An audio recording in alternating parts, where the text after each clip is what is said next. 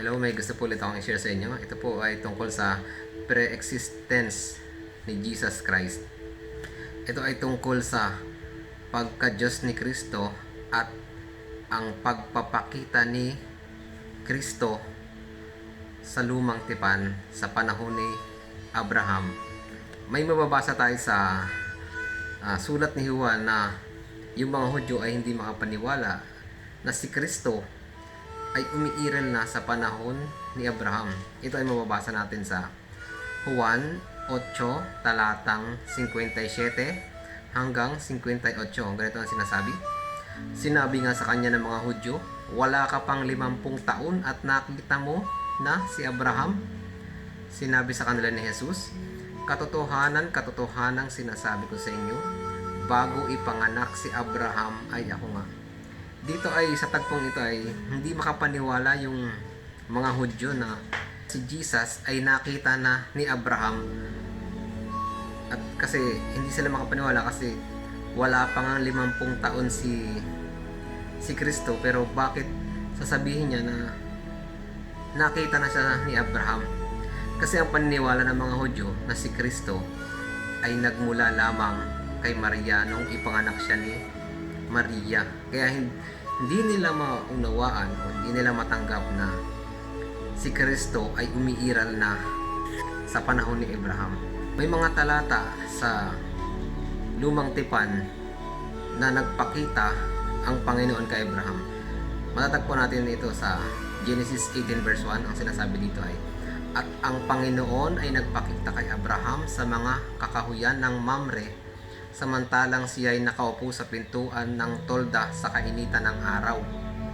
Ganon din sa Genesis 12 verse 7, at ang Panginoon ay nagpakita kay Abraham at nagsabi, sa iyong binhi ay ibibigay ko ang lupain ito, at siya ay nagtayo roon ng isang dambana sa Panginoon na nagpakita sa kanya.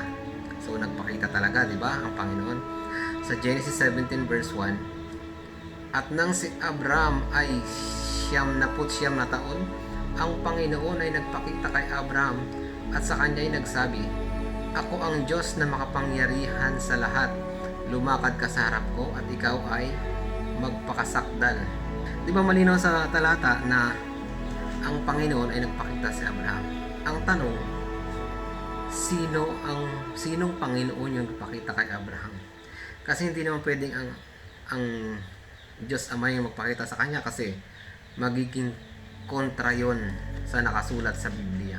Kasi ang sabi sa sulat ni Juan, do sa Juan 1 verse 18 ay ganito, walang taong nakakita kailanman sa Diyos.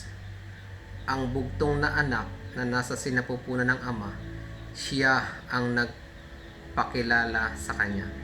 So kung sinabi ni Apostol Juan na wala pang taong nakakita sa Diyos, ay sino yung Panginoon na nakikita ni Abraham? Ay tao lang si Abraham.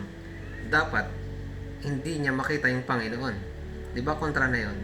Kaya maliwanag na nagpapakita talaga sa lumang tipan ay ang ating Panginoong Hesukristo. Napakaraming talata na si Jesus ay nagpakita sa panahon ng lumang tipan, at maraming talata na nagpapatunay na siya ay Diyos mula noong una hanggang sa huli. Kaya lalong nagalit yung mga Hudyo sa kanya nung sinabi niya na nakita na ni Abraham si Jesus.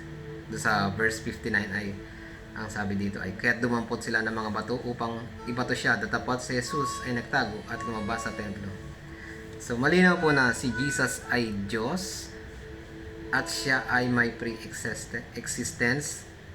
Siya ay nagpapakita. Siya ay umiiral na mula pa noong una. Sana po ay may natutunan po kayo. God bless po sa ating lahat.